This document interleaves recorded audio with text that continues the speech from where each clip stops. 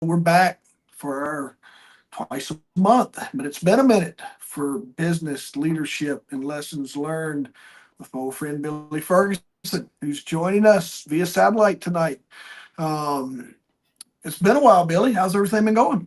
Oh, it's going real well, man. It's been hot and a lot of rain and everything. And I always got to contact the Swift Water team to get in my house the other day. It was raining so hard last Friday, but it's been going good. Staying busy with work and other little projects and trying to get through the hot weather. I think, man, I think this is the hottest I've seen it.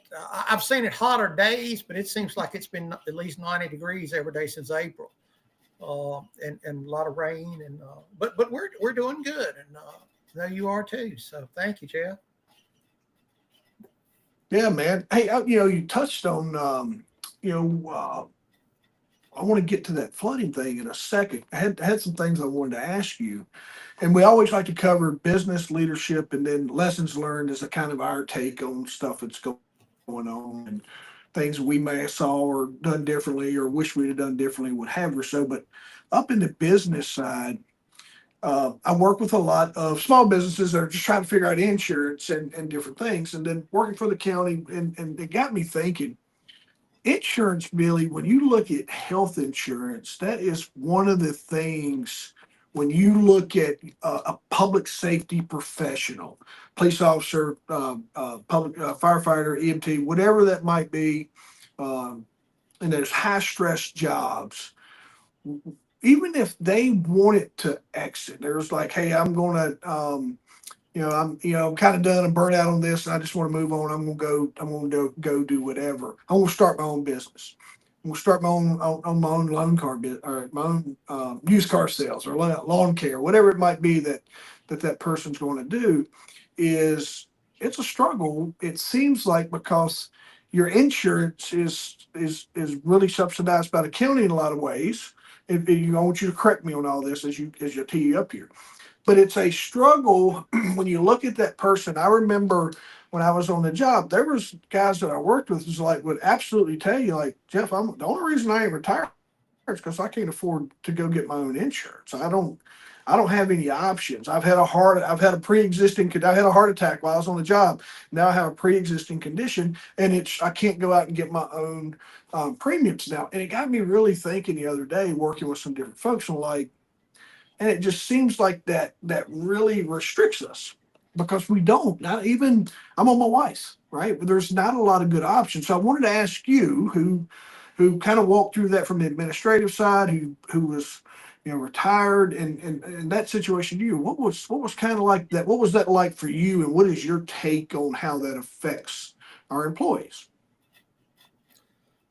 But Jeff, that's good questions and good lead in. And it is a struggle. And I went to work at a locality when I was 27 years old. And let me just back up a little bit. Previously to coming to work here, I worked in Franklin County, and I worked for a Chevrolet dealership. And I didn't have insurance. You could have Right. insurance and not have insurance. But I'm 25 years old, fairly good health.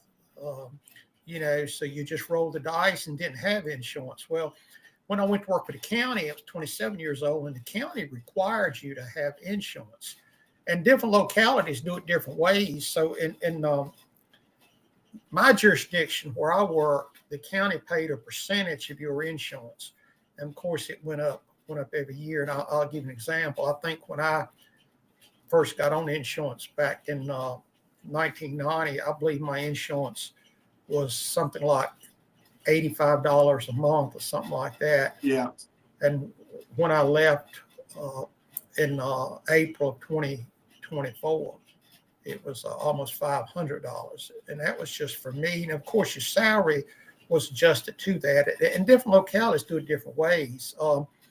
There's several localities around the state now that actually pay your insurance 100%. And that's a big incentive. They may pay a little bit less on your check, but and I'll give you an example too. You come to work in one county, you may make $75,000 a year, but you got to pay 80% of your insurance. or you may go to work for a county that's making $50,000 a year, and they're paying 100% of your insurance. So you got to do that math there, and most of the time you're gonna find out that the less paying may be your way to go, because you actually will take more money home in the end than you would with the insurance. There's also some jurisdictions. Salem used to be one that if you work there, they paid 100% of your insurance. And if you work there enough years to retire, they continue to pay your insurance. They paid it the rest of your life if you work enough years and retire. But I don't know if anybody does that now. I think there's some branch of the federal government does that.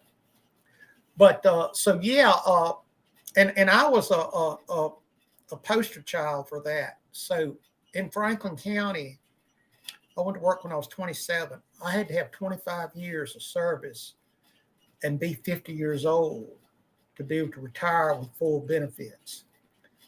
So I worked another 8 years just because I needed the insurance.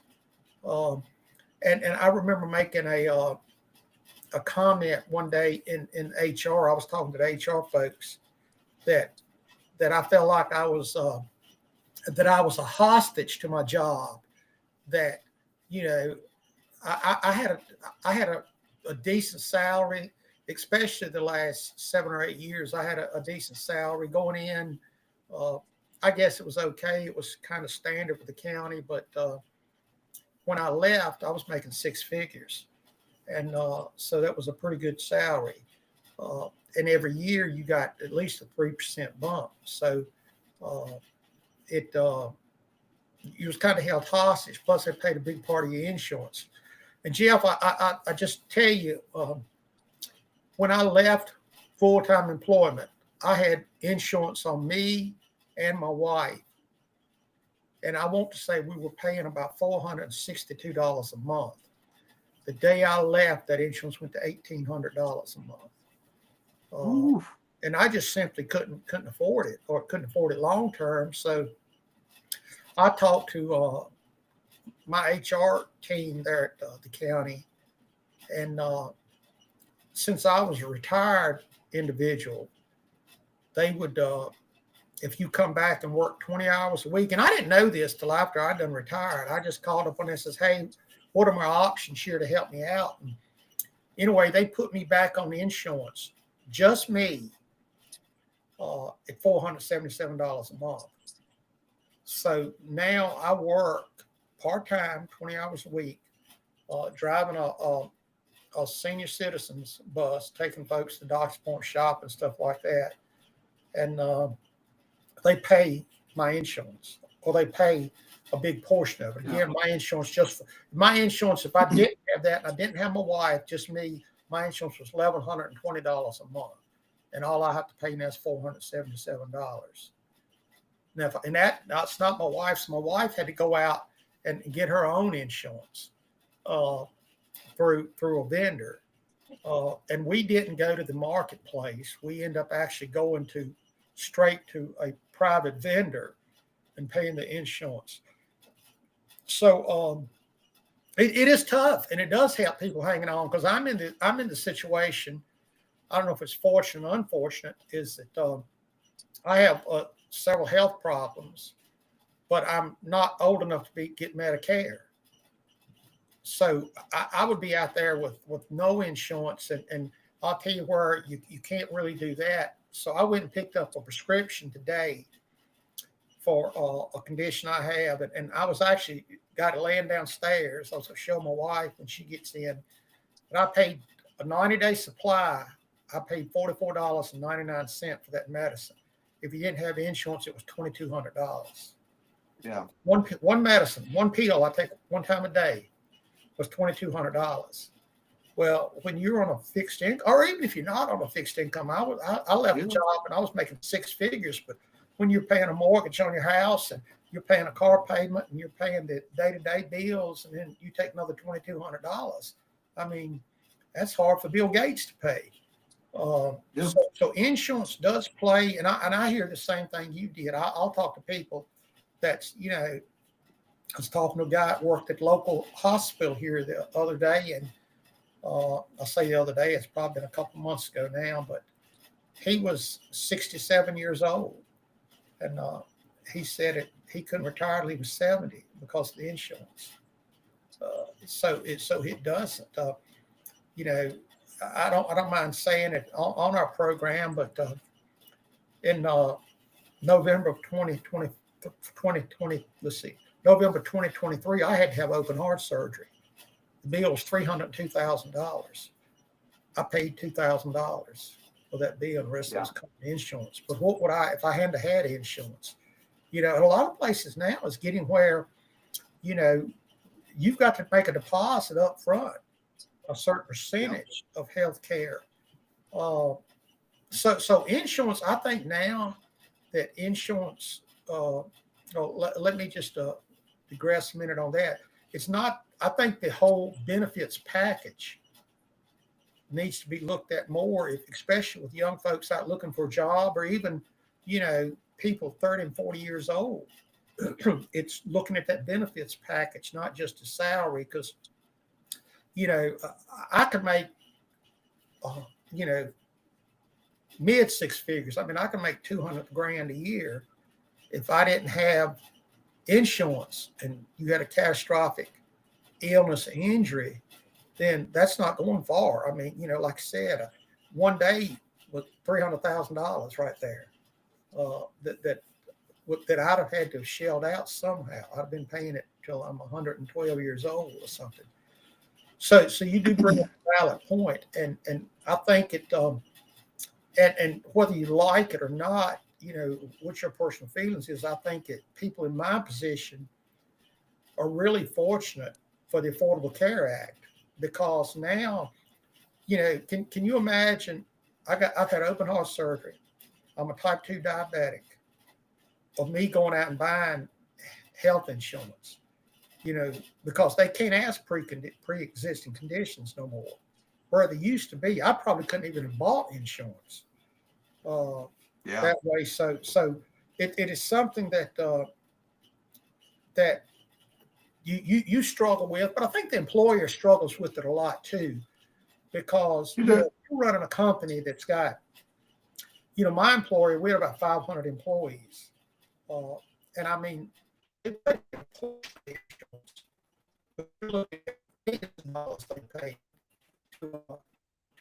that. And the sad thing was it continues to go up. And I mean, I'm not talking 1 or 2%.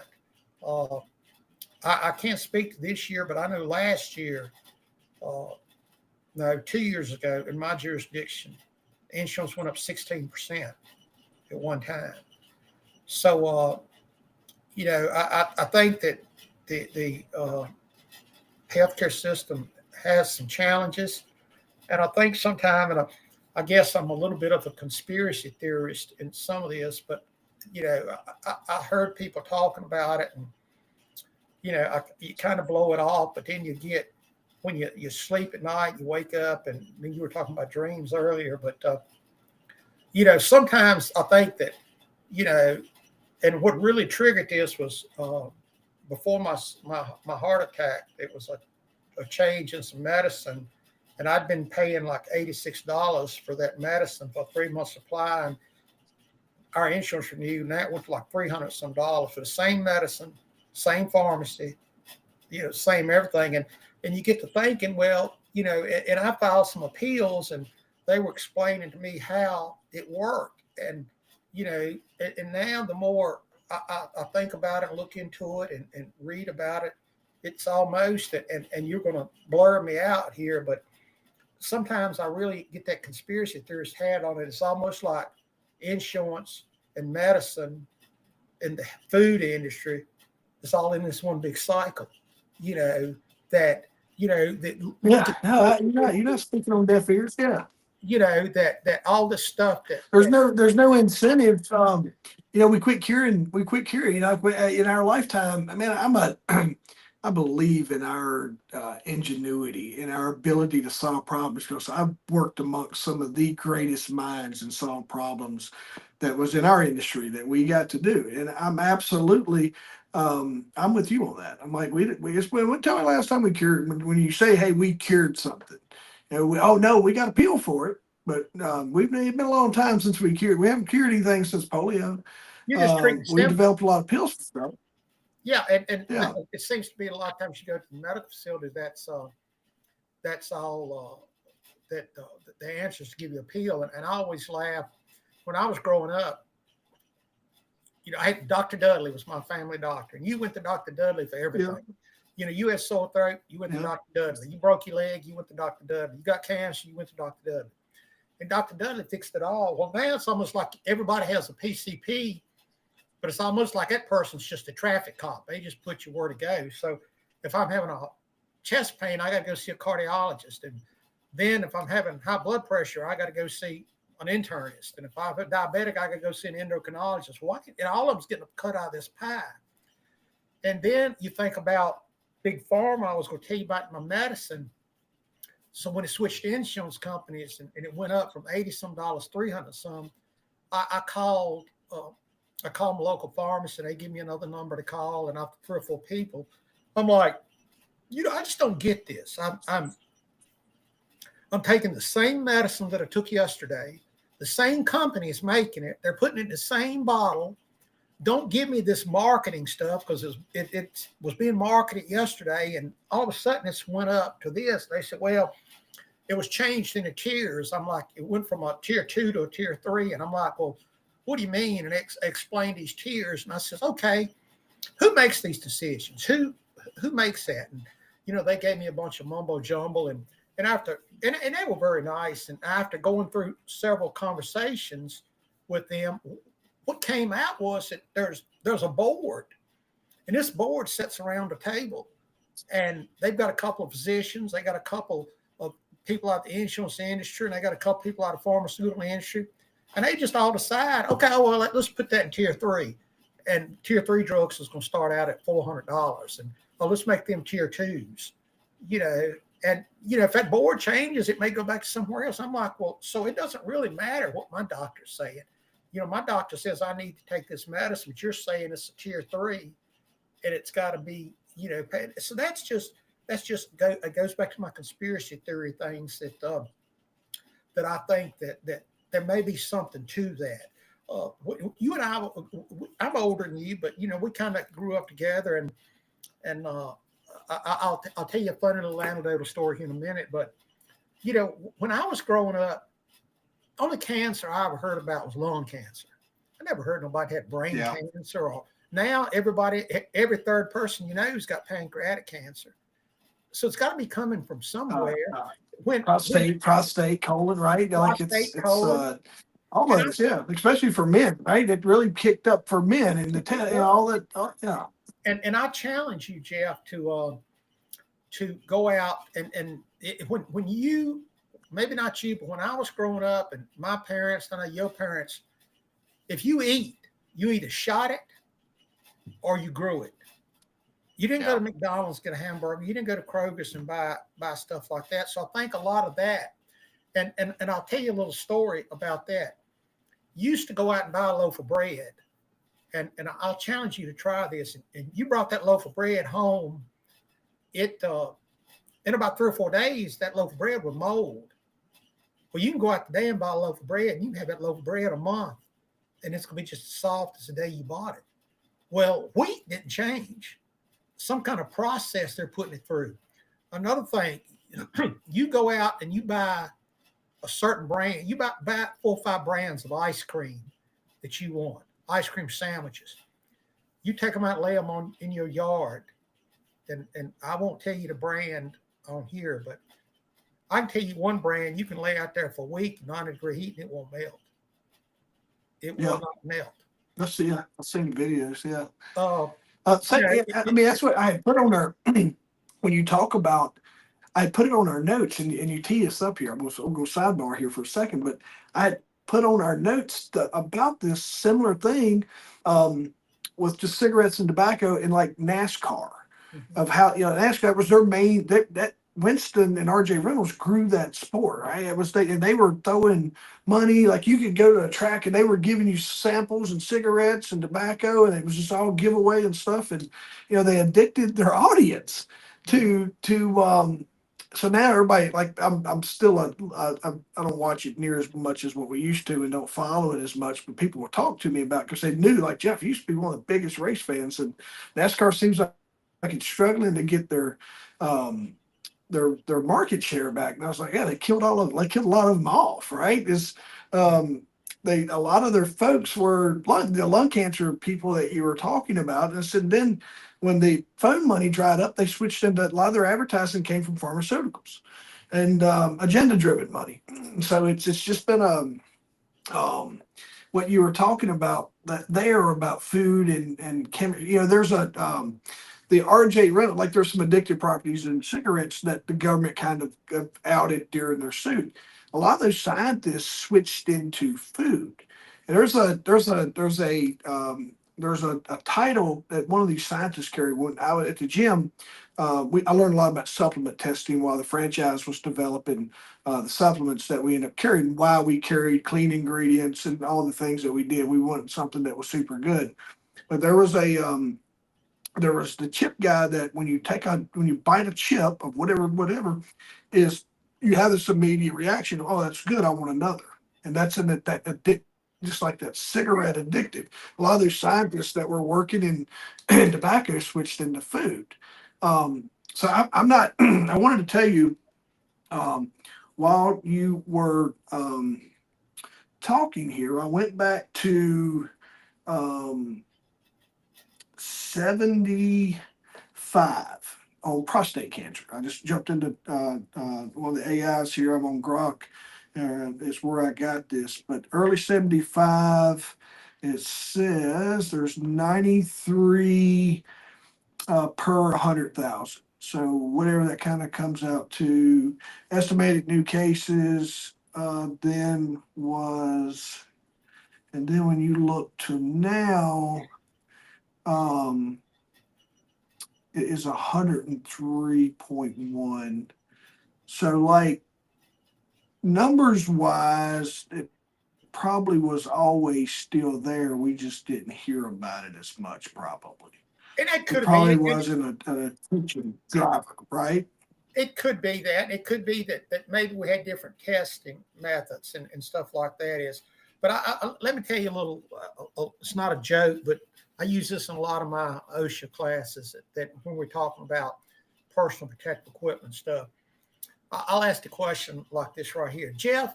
Have you ever knew anybody that? Well, let me back up. So when you get cut, if you get cut in a anywhere, place of employment, you go out today and step on a rusty nail, and you go up to the urgent care center, what is one thing they're going to want to give you? Hang on, say that again, Billy. I was reading, trying to catch up here. If you Tell me step on again. a rusty nail and you cut your hand or something like that, you go to the Tetanus urgent care. shot. What? Tetanus shot. Okay. Tetanus shot. Right. Have you ever knew anybody that had cancer in your life? Have you ever knew anybody that had cancer? Yeah, I do. Yep. Have you ever knew anybody that had a heart attack? Yes. Yes. I think I've Jeff, heard you do this before. let me tell you something one time. I seen a patient had Kuru. Now, do you know what Kuru is and how you get it? No. No. What is it? You get Kuru from eating human brains. It's a disease in New Guinea that you get from eating human brains. But I seen a guy one time that had Kuru in the hospital. But have you ever in your life knew anybody that had tetanus? Mm-mm. So, Never. my theory is that now I'm sure somebody's going to get on Google after a while, and some of our thousands of viewers is going to get on Google and say, well, there's X number of cases of tetanus, which may be true, but I have never in my life knew anybody, and I've never heard of anybody that had tetanus. So why am I having to get these shots every time I go cut my finger? Is that some type of conspiracy theorist? Now, the other people going to argue, well, the reason we don't have tetanus is because we're giving you those shots. You're welcome to your opinion. But I mean, I just don't, sometimes I think that that's a conspiracy to it. And I do a lot of teaching for hospitals, and I'll ask them, have you ever had anybody here that have had tetanus? And they're like, come think of, we haven't. I'm like, well, why do we No, give sir, no, tetanus sir. to everybody? I'm with you on that, man. To be as aggressive as we are on that shot, because we give it. My kids got tetanus shot, right? And if I go, if I mine, it's on my chart of when mine runs out. Like, hey, Jeff, you come and do free tetanus. Go ahead and get you popped on, get you. Uh, I'm not far off with. I'm running the numbers though. It's stuck there, but so just the point being, and I did some research too. So I wanted to. I'm always big. I like when I teach. I love action, and I love teaching like these. Write down your next three steps you're going to do, or how are you going to deploy this. For the folks that are looking for insurance, we're going to cap this off. Was Billy mentioned the marketplace, healthcare.gov. Um, you might qualify for a larger, some premium subsidies or what have you. Me and we have an HSA now that we with the wife we fund. The wife manages all that stuff through her job, so those are just some really good tools to offset. The second thing it came up with was Christian Shared Health Ministries, MetaShare, Zion Health Share, CHM. It was no coverage for pre-existing conditions or mental health, but it was one of those to where if you had a major thing, it would kick in, right? It's not a go to the urgent care. It's not to go get your cold. That's probably going to be something you pay out of pocket. But it was there in event of major medical was a couple of these. Short-term coverage. I had to have short-term coverage when I exited the county because I didn't have anything in place and I was strapped for cash. So I found this a policy, 6-month policy that I paid whatever. Like, it wasn't much, $190 or whatever, just based on my age and where I was at. And then the other one that's there that it mentions everyone is start a business and buy into group insurance. So that's very much easier said than done. It may depend on the state you're from as well. So a lot of times, if you have your own business and you have a full-time employee outside of yourself, then you can jump in and there's local brokers that will help you with this. Even as a franchise owner, one of the things that I had worked with the franchise owner, because a lot of gym owners, there's not a, your payroll is what it is, and so you gotta be really making it in the gym business to be able to roll out decent benefits. And we tried to home like when I worked, I did a spell at big box store, uh, and they had a thing where it was. I think if I did insurance there, it'd be like $35 a paycheck or something other because they're they were they offered it company worldwide to have this insurance. So I'd worked with the franchise like, hey, maybe we can sit down and figure out. But the issue was it's state to state. Um, Versus where the big box store is based out of Georgia, I think is where they're homed at. So they were probably following those states' rules, maybe for that. So anyway, point being is once you start your own business and you're looking for insurance, there's some brokers, some benefit specialists that are out there that can help you navigate that. And a lot of times, what you'll find is, if you're starting that business and you got that first key person, I think that's probably one of the cool things that happened with me earlier on when I went to work at the dealership was we got insurance pretty quick. My short-term policy was still in effect when he gave it. He's like, hey, we got this. So just me being that, that full-time employee. So that's something as our public safety friends that I like to mentor and talk to about, hey, let's look at what we can do to help you start your own business post-retirement and help you figure that out. And I know that one of the things that comes up is insurance. So that's why I wanted to talk to you about that. And the other thing I was going to tell you that came up in one of my discussions this week was or last week, it was on overtime. And I remember this when I didn't know what I didn't know. I remember like when I worked overtime, it was if you work more than 3 shifts of overtime, man, it's like all the money disappeared. Like if you're making, really good money, like we had all sorts of different incentives to do overtime shifts. So we were making decent money doing that, and but you didn't see it on your check as much as you thought. It wasn't until years later, Billy, that I realized like there's some options that you had. There's you just don't see that money on your check because more of it got deducted. It's actually sitting there for you to get at the end of the year when you file. If as long as you've got it's part of your overpayment or part of your payment due, you'll end up ultimately getting that money back is if you're over what you actually owe. So that's one thing for people to keep in mind that are struggling with that. And then the other thing is there's two other suggestions that came up. And the first one was you could always ask to be paid on a separate check for any overtime. So that goes for if your county would work with you on that. If it's a private employer, just saying, hey, any of this overtime stuff you could give to me on a separate check. That way it doesn't get calculated in with your regular salary. And then the last one was if you know you're going to start this period of where you're going to be rolling through some significant overtime. And for you all, when you look at public safety, because they're getting ready to deploy to a massive thing, and their overtime rate's going to be kicking up. You could always see if you could change your W-4 and just change your reporting for that duration, and then after you're done, go back and rechange that so you can get so your money kind of ends up more in your pocket. I changed a lot of my filing once I kind of dialed this in to where I get more of my money up front, but I manage it better. The wife taught me how to manage money better, so I don't keep I just don't let the government keep my money as that savings account so I can get a large refund at the end of the year. You mentioned too, and I think part of the big beautiful bill is there some tax exemption. So I want you all to do your homework on this because it's conflicting. But what I found when Billy pointed it out to me, because I'd already been doing some research, a couple of the chats don't want to answer that. They're playing politics. So Google was even kind of giving me a fit on it. But I finally found an ad or an article, a blog post that was published in July, where the person said that in that big beautiful bill that it mentioned tax exempt on overtime, but it's only up to like $12,000. All right, so like I think it's 12.5 is what the marker is, but I'm not. I know that part of that was signed, but I don't know if it's been fully signed yet. So we know that's on the table somewhere, but just keep in mind, folks, that's only up to a certain dollar amount.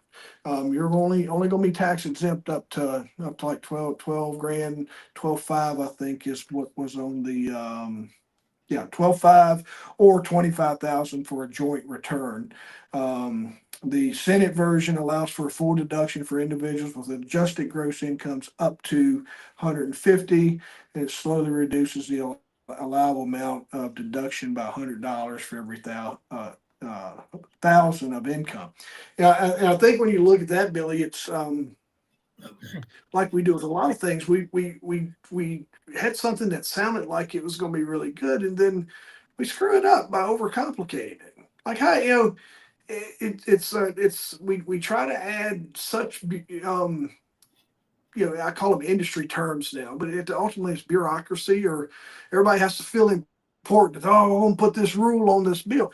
Man, a tax at 12.5, say, man, anything up to 12.5, you're done, and take away all this stuff that complicates it for us and small business owners and different folks that are out there that you feel like you got to have an accounting degree just to be able to pay your people. Well, you're So right. point being, I learned that, Billy, on the overtime stuff. There's a lot of people that use that, like, hey, I don't want to work no more overtime because they're taking money. I was like, wait a minute, you can work around that.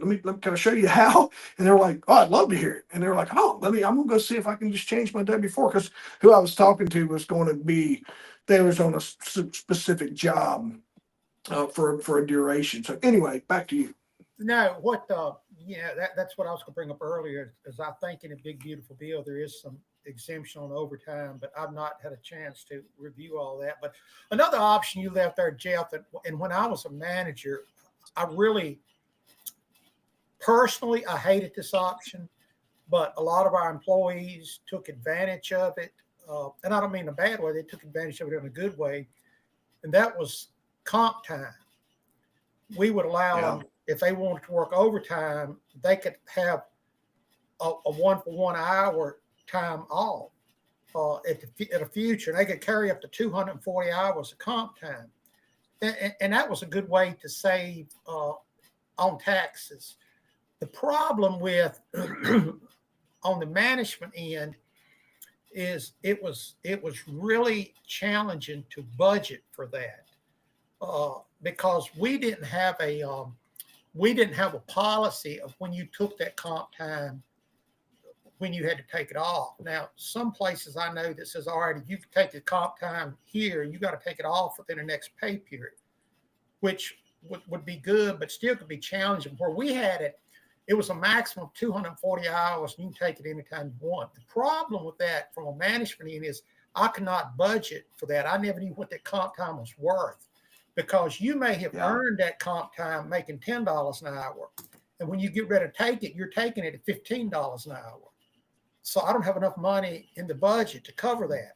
So a good example is if you retire with it, if you end up retiring with it, that's your whatever rate you are at retirement. Right. Yeah.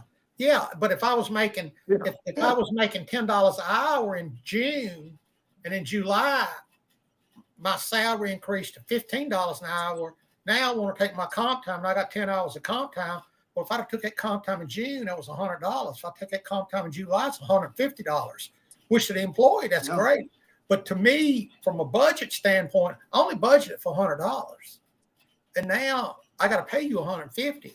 So no big deal if that's the case. But what if I got 80 employees that now I've got to? So that money has. So and we had people who carried out for a couple of years and never take that. When I wasn't eligible for comp time because I was a salaried employee, but our sick time, when you could carry as much sick time as you wanted. When I left work, I had 2,300 hours of sick time. So I know that one stings. And just remember how much I earned that sick time over 33 years. I went to work there. I was making $18,000 a year. I left there. I was making six figures. So that when I earned that sick time, I earned it at one rate. When it comes time to pay it out, they had to pay it out at another rate. So that causes a lot of issues with comp time. And so they had us by, we had to get our, I remember this, and someone had to chime in and help me with it. But I want to say we had to get ours down to 50 hours one time because there were some guys that was carrying some big numbers, and they were like, Jeff, was in Franklin County. If you're speaking of Franklin County, that was department director discretion. Each department director could make. There was no standard countywide policies. Just like I know when you work for law enforcement in the county, you guys were front loaded for all your holidays. They front loaded all the holidays, and you just got paid regular money when the holiday came. My guys didn't. For every holiday came, it cost me an extra almost $4,700 to pay because I had to pay them time and a half on a holiday because it would push them into another threshold. And it was never budgeted for that. So I remember. I think one of the guys that left carrying, and they had to write a check, and it burned some money out of a budget. Like they were like, "Yeah, it's kind of come out of your budget." And they were like, "Whoa!" And they're like, "No more of this. No, you can't. No, we're clearing." So guys that were carrying a lot, they were off. Like, and I think they end up buying a little bit of it back on an incentive or something other to get it down. But I think that was the whole thing. Is we had to all get it down below 50 hours. We run into a lot of other issues on that, especially between public safety and law enforcement, because we had a lot of employees that would move from one department to the other. They worked for the sheriff's department. And maybe they would want to transition to public safety or the other way. And that was always a sticking point because if Jeff Robertson worked for the sheriff's department and he had, 1,000 hours of vacation and he laterally transferred, I had to take that 1,000 hours of vacation that I hadn't budgeted for. So what we end up doing was that we would always say, all right, Jeff, you want to transition to public safety. We're going to offer you this job, but you're going to come in with 0 hours of vacation. The sheriff's department's got to pay that vacation out. And that was always a big sticking point where the employees got in the middle. But as a public safety director, I couldn't absorb that. Because we just didn't have the money budgeted for that. But anyway, insurance is a very important thing. When I was looking for insurance before I went back, I did look at those that Christian type insurance, that meta type. That's a very interesting thing, and I think that there's a niche for that, but you need to meet with a broker and get down into the details of that, because on face value that looks great, but there's some little components that as you dig deep in, a lot of little nuances. Not bad, but you got to be aware of them. Like I looked at one that I looked at, and you had to attend a particular church to be able to maintain that, and you had to attend like so many services. You couldn't, if you missed X number of services, then that kind of disqualified from. So there's a lot of little. Really? Yes. Yeah. There's a lot of little nuances to that, because that's self-funded by whatever group it is, and really what happens in a lot of that is a lot of the German Baptists have these, and basically what they're doing, they're like self-insured, where that each month, if me and you are in that pot of insurance, then each month we're just putting $100 into this big pot. And if we got 10,000 people putting $100 a month, well, when somebody gets sick, they just pay that bill right out of that pot of money. And and you've got to, like I said, there's a lot of, and I'm not saying all of them are like that, but the one that I was looking at, and I was meeting with a broker over in Roanoke, and honestly, she had that, but in talking to me, she would not suggest me to go that route, because she just didn't think that I would be comfortable with some of the nuances that you had to make to make that happen. And I think it's got to play there. But the one thing I'll tell you too, just to cap off this insurance thing, as a gym owner, the one thing that your HSA or insurance won't cover? Gym membership. Really? You would think, like preventative health or something like that.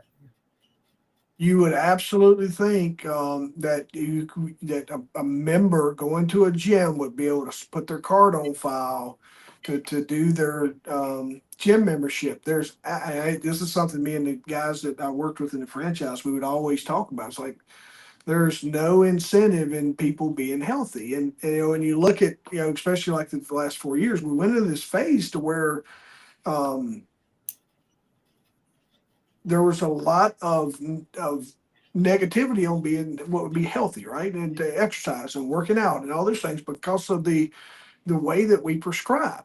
And man, I worked with a lot of folks that were struggling, and a lot of folks that needed to be in my building or whatever. And if they were prescribed, like yourself, having your heart attack, you probably was prescribed some form of PT or something along those lines, or exercise or fitness, and that your insurance paid for a certain amount of time. And but after that was over, that goes away. And even docs, like we'd have people come in like, hey, I want to come here because I hear all the good things and y'all can solve my problem, and my friend comes here or whatever. The insurance would not. I had a couple people that would get a partial reimbursement. I had to send them their attendance, like every quarter. I'd have to send the attendance as long as they showed that they went, like, out of the days, they had to go like 75%, they had a 1075, but most of these girls were freaking killing, and they would get, their employer would reimburse them for some kind of fitness. But outside of that, man, it always kind of floored me to why, like, and the way my brain worked on this was, I go to, I get 2 cleanings a year for my teeth, right? And you would think that there would be a stipend or something that would be there for, to help someone at least offset $50-$75 of what, a gym membership or some kind of training or what have you, that would just lead into preventive. But that's not how it worked. Yeah, that's surprising, because I know a lot of employers would pay. We had in Franklin County, which it has limited resources as far as gyms and stuff, but they had I don't remember exactly what it was called. I guess it's just a volunteer benefit. But if you join the local Y, you got a reduced rate at the Y. The Yeah, county, I remember and those. maybe Yeah. it's $50 a month. You only had to pay $30, and the county will pick up the other 20 and stuff Well, like here's the other that. thing to keep in mind with the Y, Billy. And you'll learn this if you haven't already, but the county, Botetourt's the same way where my gym is. The Y is subsidized by the county. So Absolutely. part of that subsidization is, hey, you're going to give all of our employees a discounted rate to be there because county, like during COVID, that was a hard pill to swallow because the Y put all their memberships on freeze because they had their money, right? And it was, and old Jeff and I had to negotiate with my landlord on trying to stay open and working through all the things that came with that, right? So that's why I learned a lot about how the why works and so. And I'm not mad about any of that. I'm just saying that's just the way it was. And to speak to what you said on the benefit, but that's good. And I hope more people take advantage of those opportunities. But I still go back to like when you said, like it ain't a conspiracy theory, man. I'm just telling you raw facts here is there's no incentive in your insurance for you to be healthy. And I can prove that by telling you that they don't reimburse for gym memberships in most cases. And um, but they'll let you get prescribed what the whatevers that if I wanted to lose some pounds, I could go get on the latest drug, and they would prescribe it to me. My insurance would pick up part of the cost because it was prescribed and all that stuff. But if I said, hey, I want to go, $10 a month, I want to go walk on a treadmill 5 days a week, they're not going to do that. Well, yeah, you're right. And you said a while ago when I had my heart attack and everything, I had to go 12 weeks, 3 days a week. Uh, and I walked on a treadmill, rode a bike, did the same thing 3 days a week. But anyway, it was paid 100% by my insurance. I didn't have to pay none, but I couldn't have went to a gym and got it. But you know, I get it, and I do think that there's something uh, to that. That to my Yeah, conspiracy theory there. That I think more, it's more to it's come on I that think one. there's enough out. I'm not like I said. I just think you're not we're not far off the mark on that. Of we ain't cured a lot of things in a while. There ain't a lot of benefits on being healthy. You know what I mean? Like we don't give away president's fitness awards in school now. My daughter was livid because she's like, we didn't even get a, because she's an athlete, right? She's like, we didn't even get an award for just being active in PE class. She had gotten one. Her last PE teacher was old school. When he retired, there wasn't no, they don't do those anymore. So, but we preach a lot of fitness here and things that I didn't know and didn't listen to as a kid. It's way different here for them. But hey, I want to tell you too, we got about 15 minutes left or a little less than that on what we said we are going to do time wise tonight. But I wanted to talk to you real quick. I kind of covered the business and a whole lot of lessons learned there, but let's talk about some leadership stuff here. And I wanted to talk to you about the Texas floods. We haven't went down an incident rabbit hole. I think New Orleans, we had Palisade fires. I looked those up, and they're still. Now they haven't rebuilt anything. There's a land grab going on out there. New Orleans is kind of off the mark. There's not a lot of noise. It's not. There hasn't been a lot of chatter about any of the aftermath there. It's one of those, if you let it die in the fire, we all forget about it type moments. But the Texas thing, it got me thinking about because they came out with some immediate finger pointing, and it doesn't sound like that they were like there was some inconsistent leadership and just some unclear responsibilities, and which led to a little bit of finger pointing versus that proactive response. And I go back to what we've educated people before is like sometimes that it can't be the president's problem, but that local, it's not always that policy up there on that initial response. And I don't think anybody there had fathomed any idea that the amount of water was going to fall there because the storm actually started circling and it created this unique event. And nobody was really like, hey, we did all we could do type thing. But instead of, nobody really says anymore, like, hey, here's what I haven't heard in a while. Hey, look, we had systems in place and maybe our systems weren't as adequate as they should have been. And we're going to take a hard look at those systems through this process. But we had a system in place. Now, whether or not that system did its job based on this level of event, we're going to evaluate that and we're going to get better. I didn't hear that. I heard it's this fault and this is this fault, and this fire chief didn't request resources and all those things. So it led into some of the stuff that I had read was just about on the alert system. And that's what I want to ask you about. Then I want to talk about the rest of it too, because I want to hear your part. But here's what I want to ask you. Part of the issue was that the folks out in the rural area, you went to San Antonio. We're not talking too far of where you and I was at this year, Absolutely. right? So we're not talking too far off. We're talking rural Texas, but there was a lot of the residents in the rural part of the area was like, we wish we'd have got notified quicker. Like we felt like we were not notified or what have you. In your experience, and what can people do to make sure that they're on some kind of, like I remember, I always did reverse 911 and a couple other things, like where if it was a severe emergency, I have an iPhone that alerts me if they put out an alert, whatever that might be. And then I have, I used to sign up when I was in Franklin. I signed up for those alerts that dispatchers would push out as well if it affected you. But I wanted you to educate folks just based on your recent experience of what can they do to tune in better in the event of, like, you getting a lot of rain or you got a bad storm coming through or what have you. What is some advice there?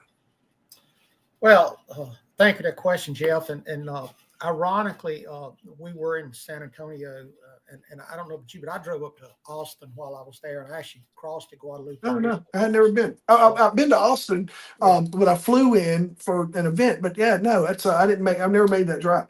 Yeah, we flew in on early morning flight into Austin, and we couldn't check in into San Antonio. And we couldn't check in the hotel till like 4 o'clock, and we got to San Antonio like 8:30 in the morning. So we drove up to Austin to go to the LBJ Presidential Museum while we were there. And you actually crossed the Guadalupe River going up there, which is a river that flooded. Yeah. And I didn't know that we got back and that the flood came. But one of the alert systems, and you mentioned 911, not reverse 911. Reverse 911 is actually a proprietary product. It's kind of like everybody refers to that as reverse 911, but reverse 911 is actually a brand, and that's like calling all soft drinks a Coke. Well, let me go get a Coke, and then you go buy Dr. Pepper. So what we used here in Franklin County, believe it or not, was the exact same system they used in Kerr County, Texas, Code Red. The ones in Virginia, you see a lot is Code Red. You see a lot of Everbridge. We used to use one here called, I believe it was called eGov. But they use Code Red, which is the same thing that we used here. And so it very user-friendly. But it's like any kind of software, it has to be set up. You don't purchase it and it'd be ready. And I think the thing that kind of got my attention more than anything was that there was only like 2 or 3 people in this locality that could activate the Code Red. And when I say activate, I was one of the people in Franklin County. We had like 15 people that could activate it. And it was a software. It was on my computer, and you had 2 different passwords you had to put in. You had to put in what they called an IVR code, and then you had to put in what's called a launch code. So the IVR code just got you on the product, but the launch code sent it out. So I think the first mistake, and I'm not pointing fingers, I wasn't there, but is they hadn't had a plan on who and when this can be launched. So they had to call Jeff Robertson and say, hey, man, we got all this flood. Can we launch this thing? And Jeff's like, well, I don't know. I'm in Detroit. You've got to make that decision. Well, I ain't got the software on my computer to do it. So I think that was one, because I want to say it was like 8 hours afterwards that it was done. So I think that was the first mistake that on area and improvement that they can look at right there. And I want So to just a little bit of decentralizing their command process. Folks, what we have is more of a structured emergency operations center where there's multiple people that roll in there. I'm used to the system, and that's why it always puzzles me to like, why don't everybody do it like we did? Because I think we have a really good model when it comes to like it. You don't have to. You might get mad at me for making that decision because I made it, but I can make that decision, and I got the buttons, and I can do all the things, and I'll deal with the aftermath later. If I push the button too early, if I push it right, but it's my job. That's all right. So just basically decentralizing their command and their process there. Okay. Okay. Another thing is that you've got to educate the public a lot. So with these systems, and I think you'll appreciate this from some of your past experiences. When a locality moves to whatever system they want to use, whether it's Everbridge or Code Red or whatever the others, I'm sure there's others out there that we could import the phone data from the local phone company. Here we use CenturyLink, and then it was Verizon or whatever. I think it's called Lumis now. But we could bring that data in, and that data was brought in once a year. But here's the point. It only brought in if you had a landline. So how many people do you really know that has landlines? I don't have a landline. So you had to go in and manually, the individual citizen has to go in and put in their information to get us a cell phone. So if you want to try that tonight, sitting around, go to the Franklin County website, franklincountyvirginia.gov, and you can go through there and you'll find a Code Red sign up. And Code Red is the same thing as Reverse 911. The official name is Emergency Notification Systems. But it will give you a link and it'll ask you some questions, and you got to go in there and sign up for it. Roanoke City uses Code Red, and you can sign up for different ones. And there's two types of alerts you could get would be general alert and emergency alert. Now, I used to have the mobile version of Roanoke City on my phone, but I took it off because, and Franklin County is kind of getting into doing that now, is they used it for everything. I mean, if Roanoke City had a water main out on Campbell Avenue, I was going to get a Code Red, send that water mains out on Campbell Avenue. Well,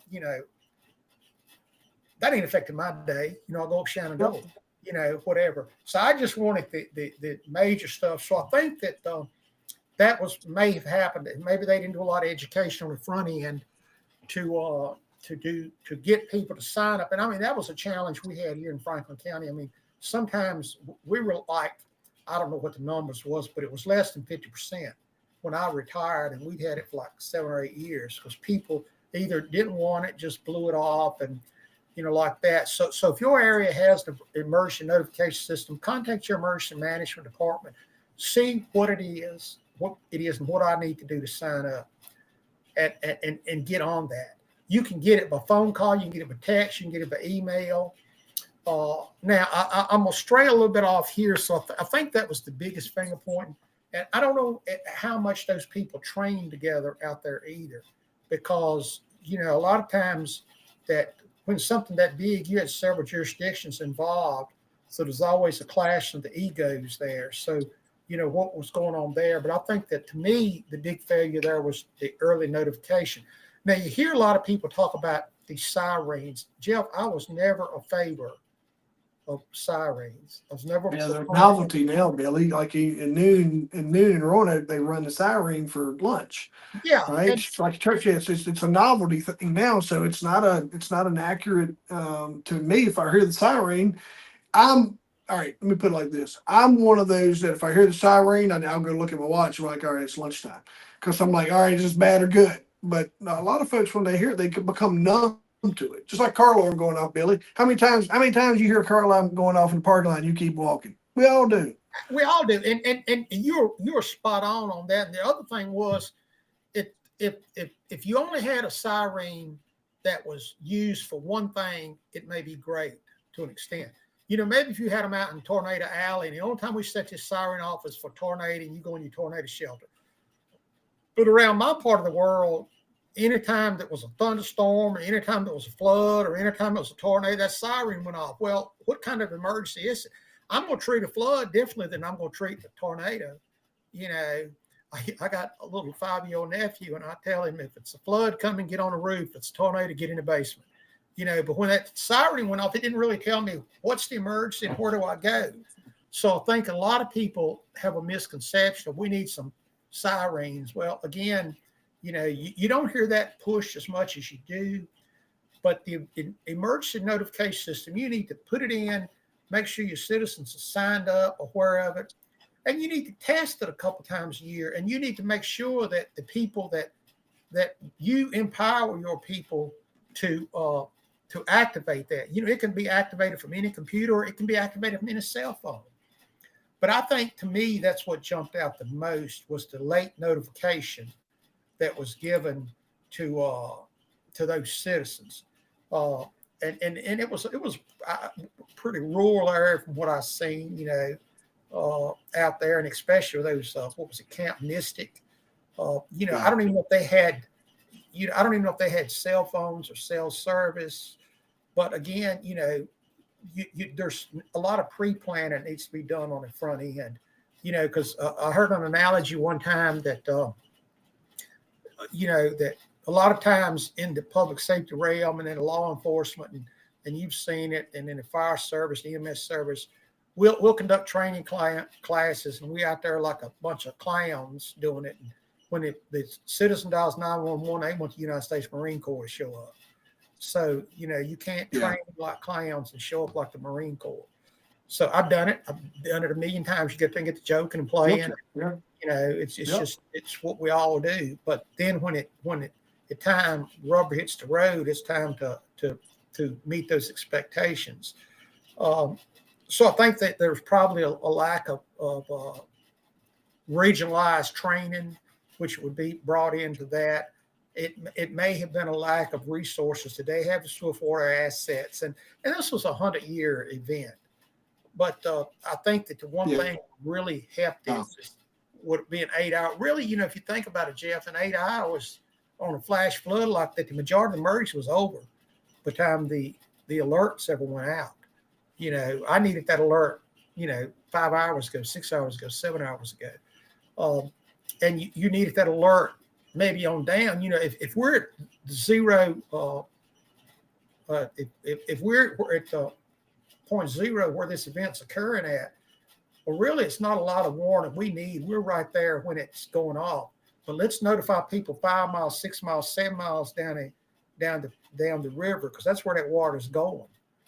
So, if that event happens in Roanoke, well, it may be too late to notify the people in Roanoke, but let's notify the people in Benton. Let's notify the people in Bedford. On the way to Smith Mountain Lake, because that water's coming that way. So I think that, and I'm just Monday morning quarterbacking here, that may have. It's lessons learned, right? That's where absolutely. we're at. It's just lessons learned on just our take on things they could have did. And I'll tell you this, man. This one's always with us. Like I told you, I went up to rural Ohio a couple of weeks ago. Man, we was out in the middle of nowhere, and this is me, and this is what folks. I want you to be thinking like this too. Like I live by nobody's coming to save you. I try to, like, we have a little emergency preparedness, but when I was up there, my cell didn't work. When I was where we stayed in a little Airbnb, great place, highly recommend it. If you want the link, I'll send it to you. It's a great place to get away from that cell phone.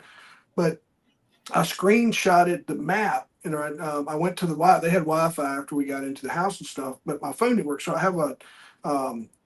I emailed, and I think I could text as long as it was an iPhone. I couldn't, but I texted a couple guys and just said, "Hey, this is where I'm at. If you don't hear from me by 9 o'clock in the morning, this is where I'm at." But as soon as I get up, I'll because I'm always up early.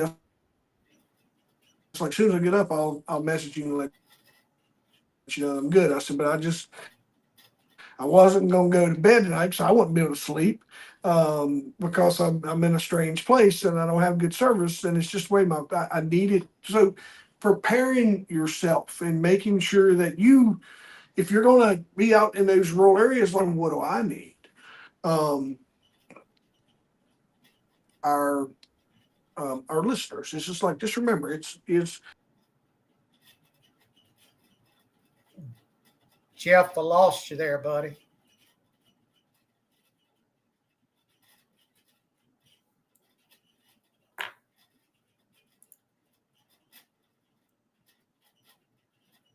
Are you there, Jeff? We lost your feed.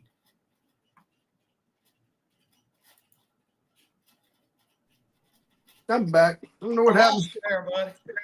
Yeah, did I get out the part about just some personal accountability there, making sure that No, I they're think you're talking about getting up early and sending them a text to let them know, let your friends know that yeah, you're up, yeah, and just like that.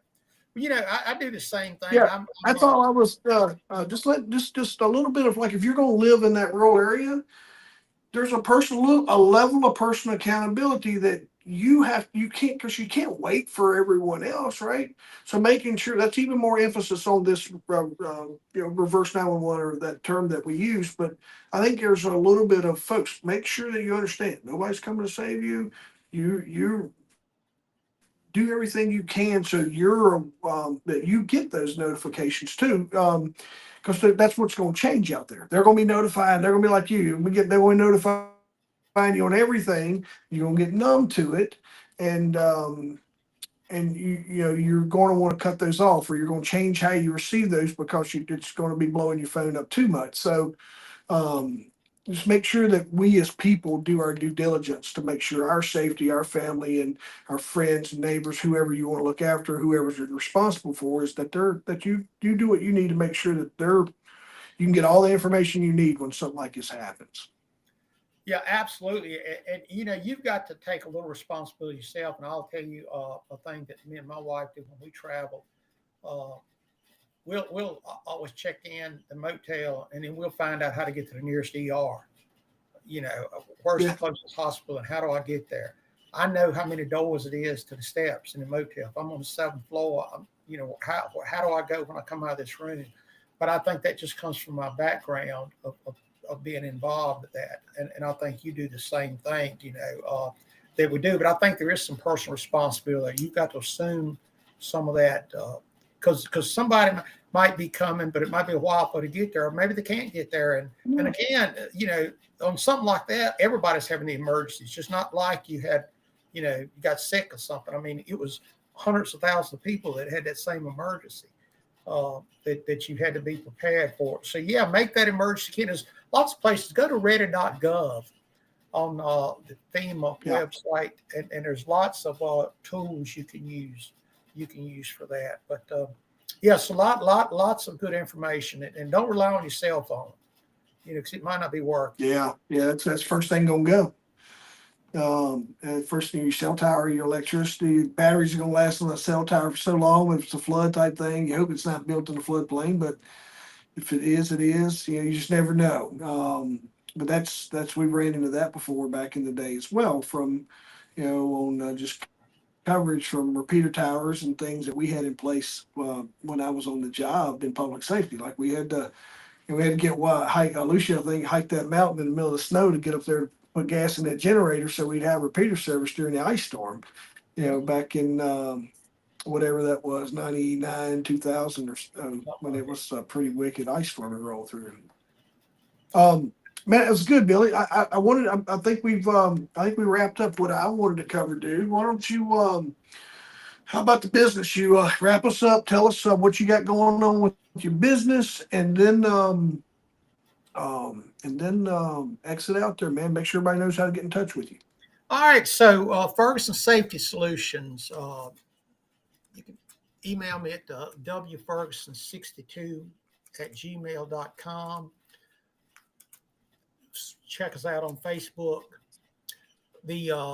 Got a class coming up here August 8th, I believe, where we're doing actually a bloodborne pathogen program for local nonprofit, and also for that same facility, about 80 folks. We're doing an active shooter program that we've got some law enforcement people coming in and doing that. So working on that, working on.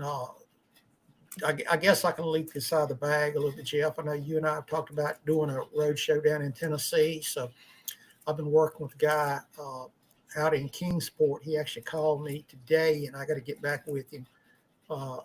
Jeff, we talked about something in Knoxville, Nashville, and Chattanooga.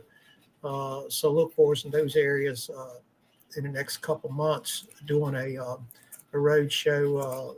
My part of that will be how to deal with the media on a major event to make the media your friend. So we're working on that. So got another class coming up for a chemical company down in Henry County, 1910-120 program coming up. Still doing a couple projects for an adjoining municipality.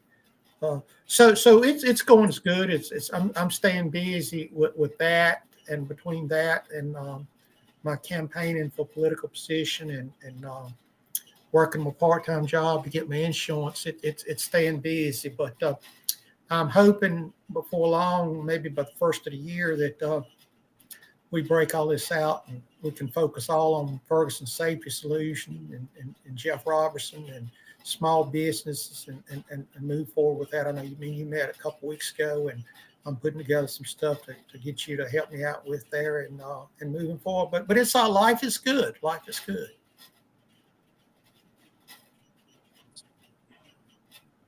Man, it's good. And absolutely, a couple things Billy and I are working on. I don't, because it's part of the business section. Is just working on his branding, some of the things that we want to do to make sure we roll out, dial it in his presentation, because it's going to be super impactful. And part of what I'm going to work on through that is just through my business coaching. You connect with me if you're looking to start a business, want to grow your business, market your business, talk business. I used to work in none of your business. Now I work in all your business. You can reach me at jeffreyrobertson.com. But then part of the speaking that Billy and I are going to do, my signature keynote that I'm working on right now for my public safety friends, and it's kind of adaptable for whatever setting, is just on identity and making sure you know who you are.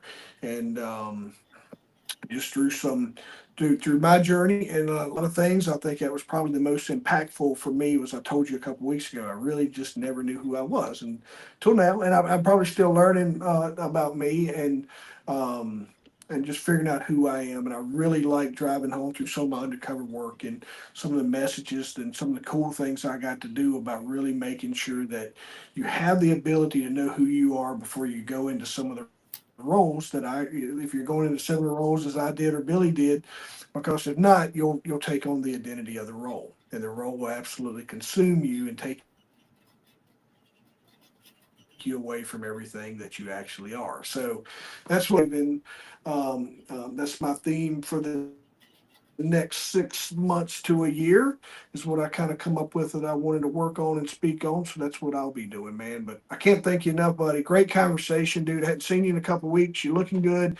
And I'll see you and everyone else in 2 weeks. All right. Sounds great. Thank you, guys.